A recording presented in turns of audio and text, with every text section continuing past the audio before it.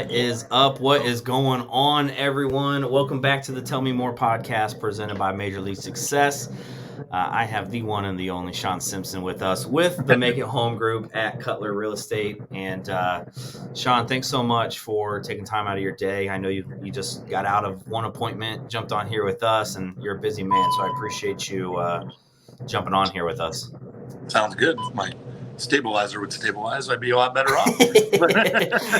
Hey, as real estate agents, we always figure things out on the fly, right? Yeah, exactly. Just closed out on me. I'm like, great. So yeah. One second there. Oh, I'm like, oh, great. Now I'm falling all over the place. Wouldn't be anything without it not working, right? No, there we go. Exactly. It never goes according to plan. That'll work better. But Shaun, we've known each other. I don't even know how many years now, 8 years or so, back from my Cutler days. And I'm excited to have you on because we know each other, right? But I don't really know your story, right? I don't know your journey. I don't know any of that. And, on the Tell Me More podcast, that's exactly what we do. The goal is to show people that there's so many different ways of getting into this business. There's so many different ways to find success in this business. There's not the one way is the way to go, right? There's not one path. And we always start in the beginning. We always start growing up. What was life like for you? Where did you grow up? Did you have any interests and hobbies as a kid? Well, growing up, I am the son of a builder and real estate. So I grew up in the field. My dad was the regional president of MI Homes ever since '84. So I grew up in the industry, grew up in Dublin, went away to school for 5 years at Cincinnati to get my finance and real estate degree, and then came back. So I'm that guy. I'm that stereotypical person who lives 3 miles away from where he grew up. So I've bounced back and forth from Cincinnati and Columbus a few times, and then I took about a year and a half off in Chicago. But growing up, I was probably the typical suburban kid. Played golf, played tennis, played baseball, played soccer, which in Dublin I think is mandatory to play soccer for at least a little bit of time there. So nothing too special there other than a great family. Like I said, grew up in real estate, have a brother, and have a brother that's 18 months younger than me. And we both live in Powell and grew up in Dublin. So not too far away from us. No, I love it. I have to ask because I've had several real estate agents on here that parents were in the business or grandparents were in the business. So it's always 50-50. Like some say, oh, I was never getting into the business. And some people were like, oh, I knew I was getting into the business. Where did you fall? I fell kind of in the middle. I always thought I'd be in the business somewhere. Never thought I'd be on the sales side as much. When I went into college, I was finance and accounting. And if you've ever taken an accounting class, you'll quickly learn that is not for me. My ADD is just off the charts, and I can't look at spreadsheets and things like that too often. So I always thought I'd be in the business. I mean, let's face it, when you look at real estate, it is your boots on the ground in a community. There's nothing cooler than being able to walk around and being like, I help that family find their home. I help that family find their home, opposed to selling in a different industry where it's like, hey, those people use my product to clean their clothes. There's a lot of different things. It's so, you see that growing up, and, every Sunday morning you're driving neighborhoods with your dad, and it's a real tough industry not to fall in love with. Yeah. It's interesting you brought up accounting. I originally went to Ohio State for accounting, and for some reason at Ohio State, calculus was a required math field. And, that's how I got started into the journey that I went down, was because I failed calculus and I couldn't pass it. And I was just like, well, I'm not doing this, and switched my degree, and the rest is history and all of those things. So I'm right there with you. I was like, why do I need Excel? So I'm able to get a finance degree. I like numbers, but I couldn't pass calculus, and I couldn't figure out why calculus was important for accounting. But that's a whole nother story. So were you involved, as a kid growing up with kind of like walking neighborhoods, the new build construction side of things? We did. Yeah. If you ever want a incentive to go to college and get a college degree, be a laborer for new construction when you're growing up.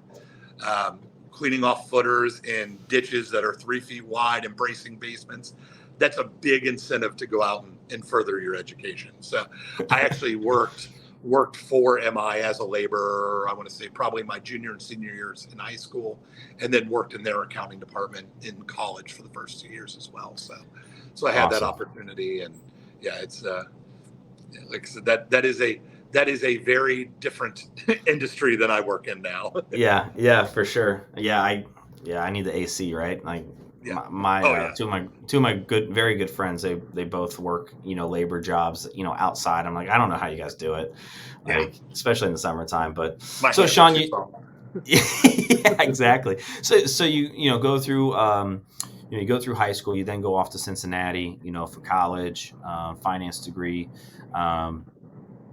What was the first career choice coming out? So I went to Chicago, like a lot of people from Ohio do, mainly Cincinnati and Miami. Went to work for CDW, a tech company up in Chicago that was just entering the Fortune 500 at the time. And about 18 months into that, my dad got sick, so I moved back to Columbus. But I also realized that I'm not a huge transaction person. I'm not somebody that can do 500 to 1,000 transactions a year.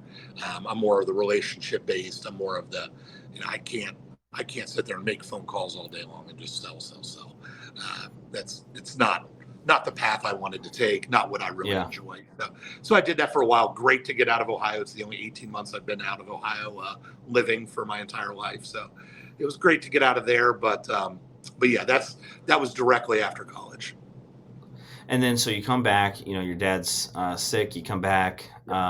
Is it at that time that you decided that you were going to get into real estate, or lead me up to kind of the path of you getting to the point of making that decision that getting my real estate license is going to be the next step?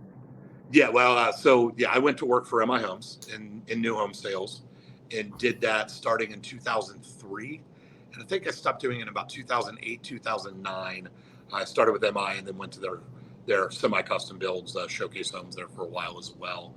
And the market took a little bit of a blip. And you're in your 20s making significant amount of money for a kid in his 20s, working retail hours, meaning that I get to go out and have fun at night and don't have to wake up till 10 o'clock to be in the models of one. And it was great.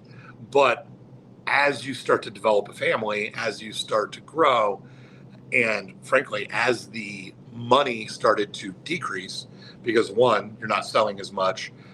They've reduced, they've teamed up people. So your income, there's the call.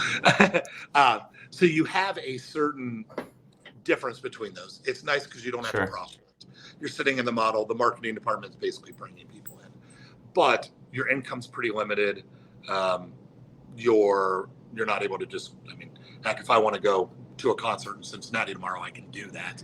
Right. Couldn't do it then. You're really an employee, opposed to now where you're more of an entrepreneur. So I did that for 6 years, and when the market took a downturn, then I tried an investment company, and then I got my license shortly after.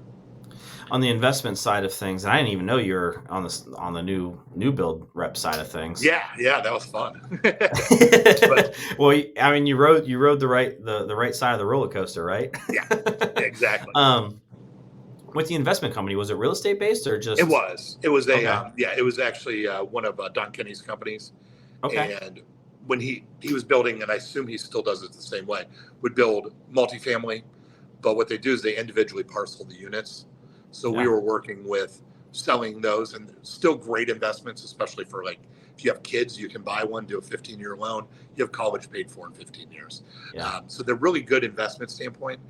But when the market tanked, the ability to get financing for those really fell through. You went from 10% down to 30% down, and the appeal dropped quite a bit as well. And I decided, hey, the market's terrible. Let's get into real estate. So you decide to get your license, right? Obviously, you have, your situation is a little bit more unique because you kind of got in I would say most of the time, real estate's not the first choice, Yeah. right? But you are in the real estate space in some capacity for the majority of your career. But when you decided to make that switch over to the real estate agent side of things, 100% commission based, all of those things. Did you have supporters? Did you have doubters? What was Doubters, some of the yeah. thought process? Yeah, what was some of the thought process at that point? Yeah, I mean, you go from, and I was just starting a family or getting ready to get married and stuff, and you go from insurance, you go from steady income to something where you're basically going out on a limb. The big advantage coming from the new home side is I had built-in credibility, where most people who are getting their license are coming from another industry or Right. are extreme. Or I was still very young. I mean, I was 30 at the time probably, but you don't have that built-in credibility. So it was nice that I could take that and run with it a little bit better. So that was nice. I have support because I've been here for so long. I have a lot of people that I can immediately reach out on. Unfortunately, at the time, the computer systems didn't allow me to take a list of everybody I'd sold houses to at MI with me. That would have been nice to have, but it was, yeah. But you have a built-in advantage when you do more of a lateral move into the industry. Right. So what year did you actually get licensed? 09? 2012, actually. Yeah. 2012. Okay. Yeah. So I was with MI until 9, and then yeah, just tried transactional businesses. I took a job short term with IGS Energy, thinking I'll try something else, and that's sort of the same thing. Great company, great local roots in Dublin, just not really my thing. I can't call you once every 3 years and be like, hey, buy something. It's just not who I am. So yeah. I honestly think that is one of the biggest things a lot of agents struggle with getting into the business, and why I love having different agents on this podcast is because there's no right way to do real estate. Oh, no. You just said, hey, the self-awareness, right? Of like, that's not who I am. Like for me, I could pound phones and do all of that. Catch me at networking events, probably not going to work out. Right. The relationship base of, me and the community, probably not that's probably not going to work for me either. But I think a lot of agents do struggle with that because they see that, oh, this person's killing it on internet leads. Oh, this person's killing it on, direct mail. Oh, this person's doing open houses. And, agents think that they have to be doing it all instead of just really looking at what they enjoy doing.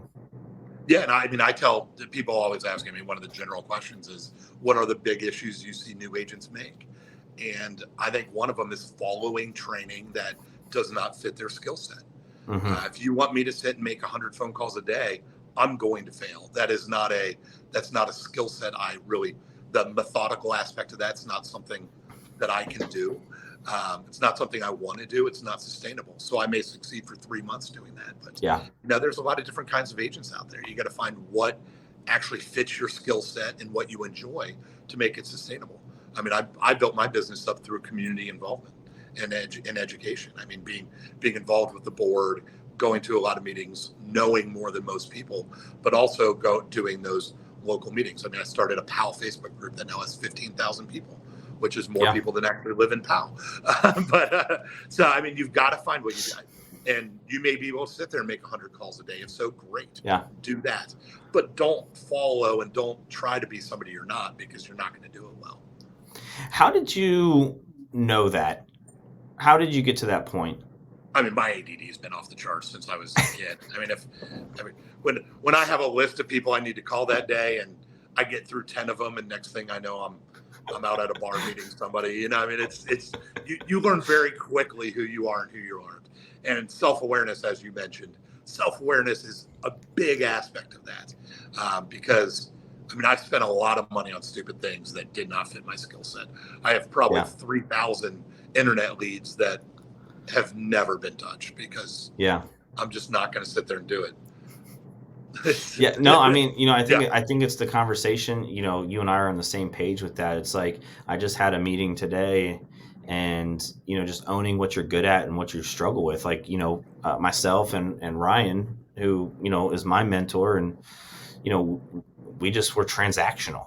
And I think here's the thing. I think you have to be okay with that too, right? Like that's okay. No one says you have to go and, hug your customer all the time. Yeah, And, yeah. I think there's a component of that, right? Do a great job, provide great service. Even if you're transactional based, they're going to come back to you, but there's a different level of those types of things. And I think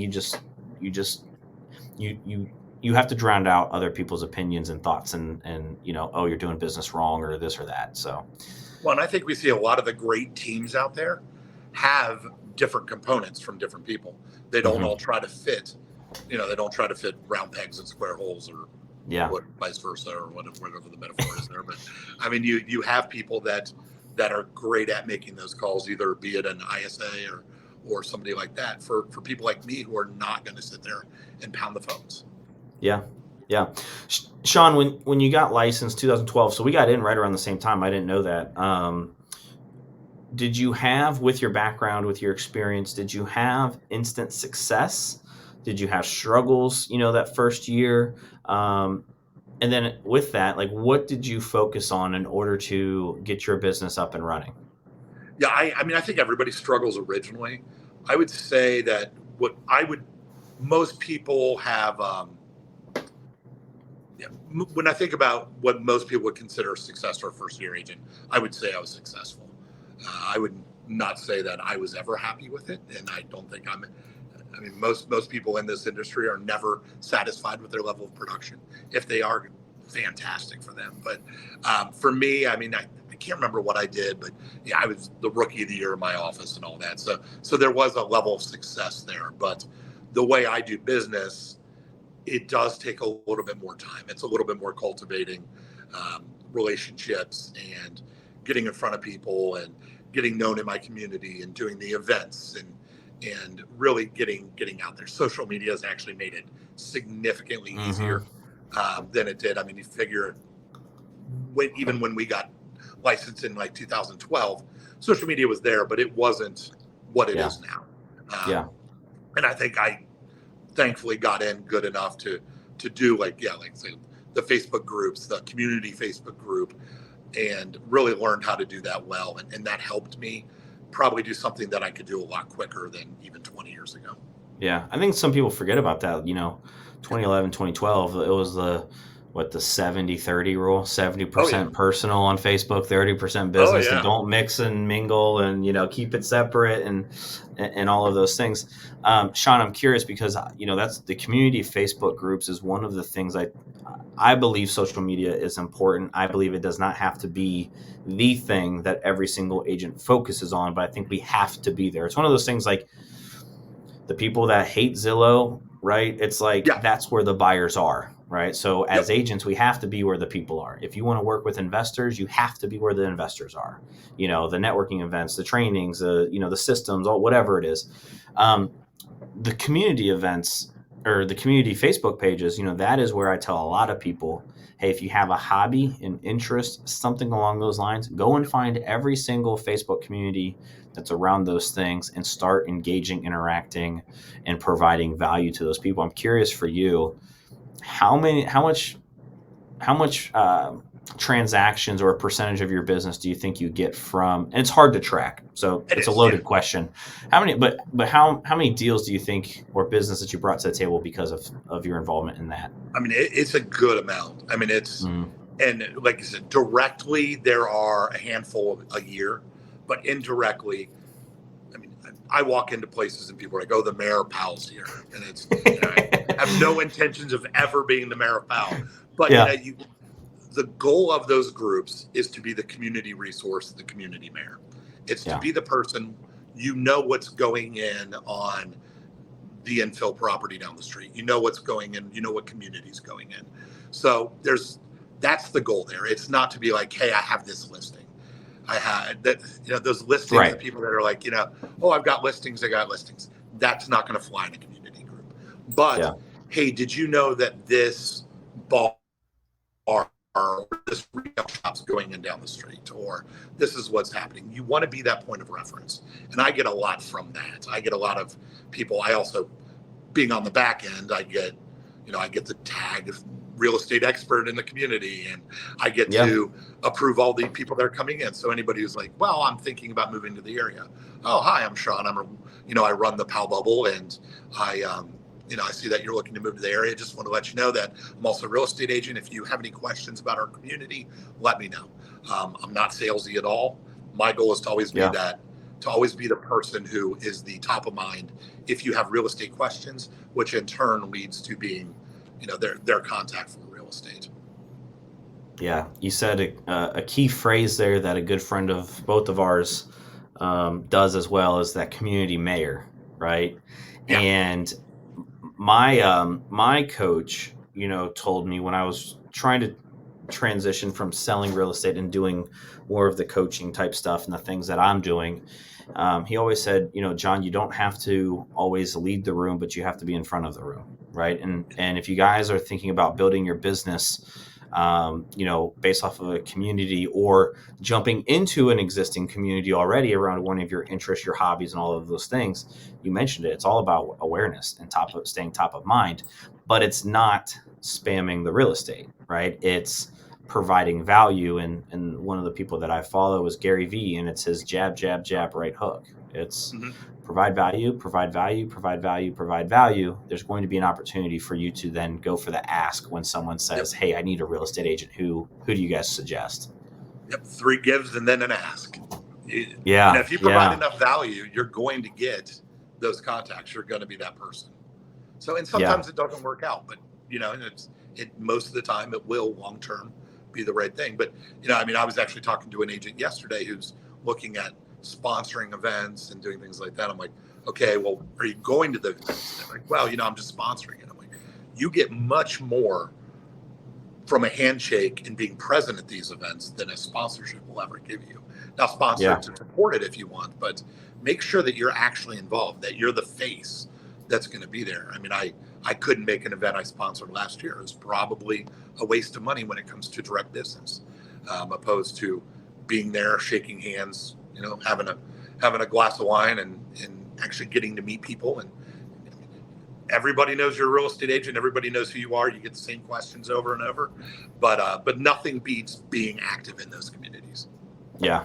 Just go in and give with no expectations of getting back, and it's going to come back to you. And that's why I always tell agents, do it based off of an interest and a hobby or something along those lines, because you're going to connect with people already from that alone. And if you're the person that keeps showing up at the top of the newsfeed for the community, right, they're going to click your name and they're going to see what you do, right? Us humans, we like to stalk one another. Like I said, Facebook, it may not be your main task, but you need that social credibility. Yeah. You need somebody to like, oh, hey, I met this guy. People do it with buyers and sellers. You meet somebody, you go to their Facebook page immediately and find out who they are. You go to their LinkedIn. You need some sort of credibility there. Yeah, for sure. So Shaun, lead me up to kind of current day of your real estate career, right? Get licensed 2012, dive in, you kind of started in the new build world and then did the investment side, get your license, had success, year one. What did it look like 2013 to current day? Starting in 2013, I did a gradual ramp up, going from 12 to 15 deals first couple of years to just gradually getting to that 30 to 40 deal mark, where once I hit that, and the paperwork, the steps are not my strength. So once I got to 30, 40 deals, I knew that I hit a max from being able to really service those deals well. So that's when I decided, well, I'm going to start a team, not because there's different ways to start a team. One person is that they want to make money off team members. That was never my main intent. My intent was internet leads, things like that. We're just letting these fall through the cracks. Mm-hmm. So I started a team, went to a different brokerage, then started a team that was very that matched pretty well. We got over 100 transactions for a few years there, and grew it to 7, 8 people, maybe 6, 7 people, somewhere around there. And then had one of the main team members on my team decide she wanted to start a team, which most people get really angry about, but to me is one of the greatest compliments that you can have is that you help somebody grow their business to the point where they're able to take their business to another level. And, I mean, well, it's like we always say, if you come from a place of service, it'll eventually pay off. And, still great friends with people that have come and gone off the team. And we got up to a pretty high transaction mark. About 3 years ago, I decided to take a manager role with the brokerage I'm currently at. Probably not the long-term job for me. There's a lot of things that you want to be able to do that you're kind of handcuffed at that point. But I love working with agents. Like I mentioned, I think my education aspect and my ability to get involved and know everything that's going around is one of my big strengths. And I think that I'm able to contribute to a brokerage that way. But you learn very quickly that you want to be more involved with the actual transitional part opposed to the behind the scenes things. And I've learned I never want to own a brokerage. I never want to do that. So I think my current focus, stepping back a little bit from transactions in the last couple of years, is to really grow that team out again and really focus on customer service, focus on team building, focus on helping other agents get to that point. I grew my team in the exact way you shouldn't. Went from me and brought on 3-4 team members, where I'm sure you guys probably have more than a couple administrators on your team, and it's like you learn very quickly that should have been my first step. Should have been, hey, let's get an admin on board and let's figure that part out, and then grow and then get maybe an ISA and do it that way, opposed to just agent accumulation, which I've learned is not the way to do it. So taking a step back, now we're going to be on a growth model going forward. Yeah, it's one of those things where, back then, when teams became the thing, right, it was go get a buyer's agent, right? Like that was the number one thing. And I've had conversations with multiple people around this idea. I'm curious of your take on it. In today's world, with technology, with systems like .loop and e-signatures, when you and I got in, we were still faxing things, right? .loop wasn't really the thing. So having that buyer's agent or having that admin first was the move, because salespeople are terrible with paperwork. Oh yeah. Right. They don't, it was more time consuming to get the paperwork signed and initialed and all those things. Here's my take, and I'd love to hear your thoughts on it. Yeah. I think in today's world, because the time allocation to doing paperwork is a lot less, that if you were to build a team, and if I was probably to build a team, I personally would probably go and get that showing agent first. Not necessarily a buyer's agent. They could be a buyer, they can be an agent, right? But someone specifically to offload all of the showings, because the time, and I would guess that our time allocation towards paperwork is probably somewhere in the 4 to 5 hours per deal range, if that. So I would think about maybe even doing a showing agent model first as your first hire, and then you're doing the paperwork, right? You're still negotiating the offers and doing all of those things. And then once you get that business, almost close to doubling, then bringing in that admin to then, I from there. I think technology has helped that quite a bit as well. Yeah. Where, if you wanted marketing materials, you had to hire somebody local to do your marketing. Now you can go on Upwork and pay somebody $10 to do, to take 15 minutes of video and pare it down to 3 minutes. It's become a lot easier to get. Like I said, you can get online ISAs, you can get virtual assistants, you can do a lot of things now that you couldn't really do in 2014, 15 very well. Right. Let's not even get into what artificial intelligence is going to do. I don't know many agents right now that aren't writing a description and then putting it in ChatGPT to see if make this look a little bit better. I have my finance degree and my MBA in finance. I'm not your decorator. I'm not your creative writer, but I can put something functional in there. It spit it right back out. So there are so many great opportunities to build in different ways than we could in the past, and to really leverage your time, because that's what most of the teams are. Hey, I have too many opportunities, or it is a way to pool resources. We're talking about a lot of people who, that's why we originally started the team, is because I couldn't handle anymore. And hey, I wanted a website. I don't want to have to pay for it all. So let's get some things in there, because then, this will always go over real well, especially with my broker. The broker model is agent accumulation now. And most of what brokers offer is the lowest common denominator. You can't offer a fantastic tech stack, because your 30% agent has to be able to use that. So a team gives you the opportunity to build better systems, be more efficient, and make a little bit more money. And let's be honest, teams are going that direction too. Oh yeah, absolutely. Teams are going that direction, right? It's the iterations of brokerage model, and everyone knows, I believe, the whole industry is broken when it comes to a lot of those things of just new agents getting into the business and our failure rate being 87% or 86% or whatever it is, right? I feel like it shouldn't be that way. So that's a whole another conversation for another day. Well, I think you and I have talked about it in the past. Part of the team model now is oversight and management. You have brokerages with, you can't manage. We have 30 to 40 agents in the office I manage. For somebody to tell me they can manage 100 to 200 agents, there's no way you can effectively manage that many agents. Right. Now you bring teams into the fact, and now you have one contact, and you're able to do a little bit more. Right. Shaun, I could go on and on and on about that conversation, but I want to kind of now look forward, right? And you kind of touched on it a little bit. What's something that you're really looking to accomplish within the business over the next 12 months? To restructure and to grow. I think most people are dialing down their business right now.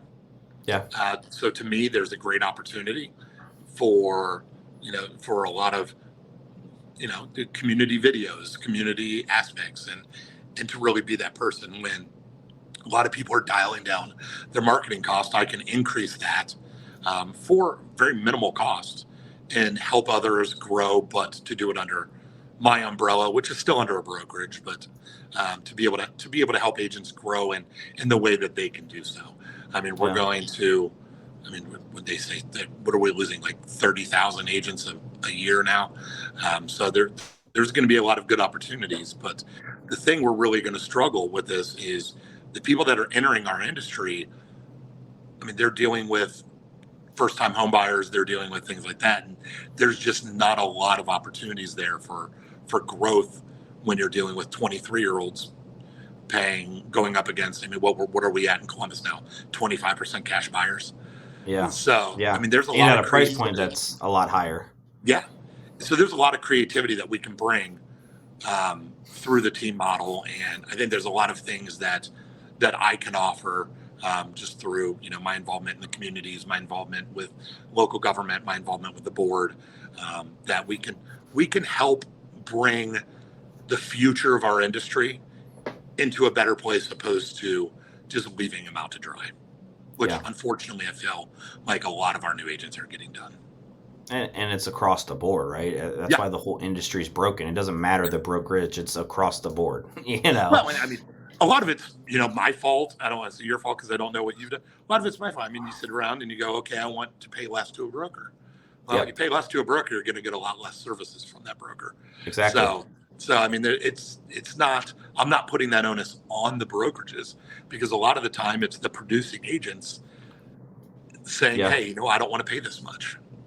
Like I said, I think there's a way. I think it's real estate is, when you boil it down, it's simple, but it's hard, right? And a lot of people, I think, especially new agents, they need that one-on-one mentorship, which is where a lot of teams come into play. And I personally believe every new agent that gets licensed should join a team for a minimum of 6 months to 12 months before they go and go out on their own. But we know that's not going to be a if we could hit the reset button, I think a 6 month to a year apprenticeship would be great for everybody that enters. But that ship sailed, and the state of Ohio is not exactly the most license friendly government to begin with. So yeah, we're going to see it ease off before we see it get any stronger. Shaun, what's something that you're looking to accomplish in the next 5 years? 5 years. That's a good one. I would like to be able to bring other aspects of this industry into the fold. I mean, I think there's a lot of opportunities there to work with partnerships, and I'm not talking about getting $30 for a home warranty or something like that. I think there's a lot of opportunities to take a real estate business and grow it into a community business. To have a lot of different services and a lot of different people, and to have a concierge program where, hey, I need something, I can call my real estate agent, and it maybe make some money because you own those companies or because you have some sort of residual setup.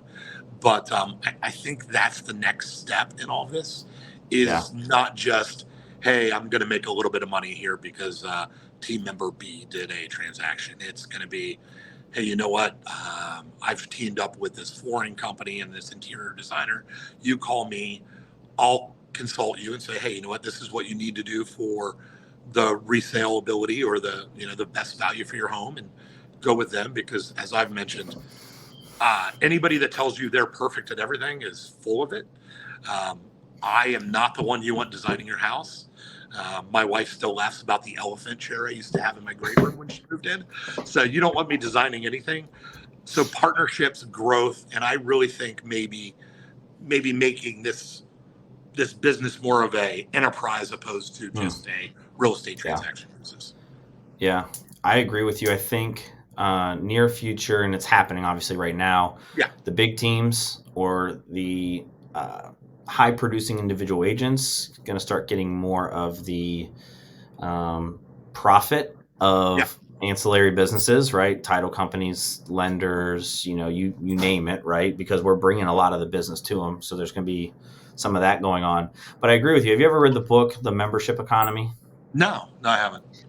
You should pick that up if you like to read. As long as there's an audio book, John. This is But it's one of those things. The membership economy is the Netflix of the world, right? You're paying $10, $15 a month, Amazon Primes, right? And you're getting that small monthly residual coming in, and no one's to your point of like where it's probably going is no one's tapped into that part yet, right?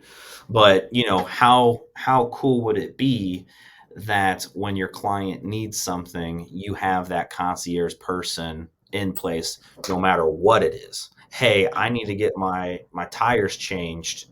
Let me reach out to Shaun because I know they have a tire shop that they partner with, right? Or oil change or landscaping and roofing, like not even the house, just in general, right? And how do you stay top of mind? Shay Hata, who Nobu was big into NAR, and now I believe he's in Denver as their CEO. One of my favorite things she did was she calls around to local restaurants and gets reservations for Valentine's Day. And then she reaches out to her clients and says, hey, I have these reservations. If you didn't get one, feel free to use one of my reservations for Valentine's Day. So it's just, it's little things on how can we, like, we're the boots on the ground in the community. I mean, and it comes from more than an informational standpoint. Partner with businesses, get those, let's make this more than just buying and selling houses. Let's make it more about homes and community. Because if we don't, buying and selling houses can be commoditized. It can be, I mean, you can easily see that going the way of automatic transactions. And I mean, especially with, blockchain and stuff like that, the more efficient things like that get, the more we're going to have to prove our value. So what better way to prove your value than be a major contributor to the community, and also bring in, like, I mean, there's no reason that I can't have business partnerships with roofing companies, home repair companies. But beyond that, you banquet rooms. A friend of mine has a banquet room in Cincinnati, and he rents it out to clients, but he also uses it for events and things like that. There's so many great opportunities to do that down there. Yeah, I love that. What is a legacy goal for you? What's something that you're looking to hit when you're no longer here? I guess it's the little things. I mean, it's I don't need my name on buildings or anything like that, but if you can just if you can point to other people and say, I helped contribute to that person to get them to where they are, that's individual growth, to be able to help others. Especially in this industry, you help many agents with, I'm sure, no residual income or anything that comes from it. But to be able to look at those people the same way that I like real estate, because I like to say I help that person find their home, I help that person find their community. I think to be able to look and say, I helped that person get to where they wanted to go. Hey, they just took a 2-week vacation to the Bahamas, and I helped them get to that vacation. So to be able to help people do that, to be able to better our communities, from many different ways, from a government standpoint, getting involved with our local PAC, getting involved with our local community and our local government to make sure that we can make these great places to live. There's a lot of ugliness out there. Let's contribute positively to not just our other agents and not just our communities, but just make sure we can get every single person to have a little bit better of a life. I love it. That's the same thing for me. It's I was blessed with getting into the business and having the person, my mentor and all that, and provided me a lot of different things, and being able to get someone from a career or a lifestyle that they don't want to live into a career that they love and a lifestyle that they do want to live and that they're happy to live you can't beat it, right? You can't beat it. So, Shaun, last question for you. If you could give our audience any piece of advice that you wish that you had maybe when you got started, or one that you just tell agents about all the time, not just new agents but just agents in general, what would that piece of advice be? On a small scope, on kind of the micro aspect, stop getting in the brain of your clients. Stop trying to tell people how to live their life and what they should think is great. I remember walking into houses and being like, oh, this thing's ugly, this is a horrible house. And then you turn around and your client's like, this is perfect for me. So start taking that information, processing it, but don't get in the brain of your clients. Don't get in the brain of others. You can offer advice, but between that and what we talked about earlier on, find your own niche, find what you're going to succeed at. You can watch how many real estate videos you think are on YouTube right now, John? There's a million of them. I'm sure. Find what you're going to be good at, find what you're comfortable doing, and build your business that way. Build your relationships that way. Because if you do, you're going to succeed. Hard work and doing things that you enjoy and you're comfortable with are going to work. If I sat down, like we said, and said I have to make 100 phone calls today, I'm going to be on my phone playing a game or something, because I just can't do that. But if you said, hey, I'm going to I'm on planning and zoning and development with the city of Powell. So it's like, doing things like that are how I build business. Stop putting your brain in other people's heads and stop trying to be somebody you're not, because it's not sustainable. I love it. Shaun, for one, thanks for taking time out of your day to jump on here and to share your story and your journey. I got to learn a little bit more about you. So I always selfishly love these, because I get to learn more about agents in our community. But thanks so much. But for those that are listening in, those that are watching, Shaun's phone number is at the bottom of the screen. If you guys are thinking about buying, selling, investing, or if you're just a real estate agent that wants to pick his brain, you just connected with his story and his journey, make sure you guys reach out to him. But Shaun, for those that are listening in, what is the best way for them to connect with you? Best way, not email, that's for sure. Email, even text message now is all about getting health insurance, right? So if you want to find me, I'm Shaun, SHAUN Simpson, or Shaun T Simpson on almost every social media aspect. We have team accounts, but we don't use them that much, because we found the key to social media is interaction, not promotion.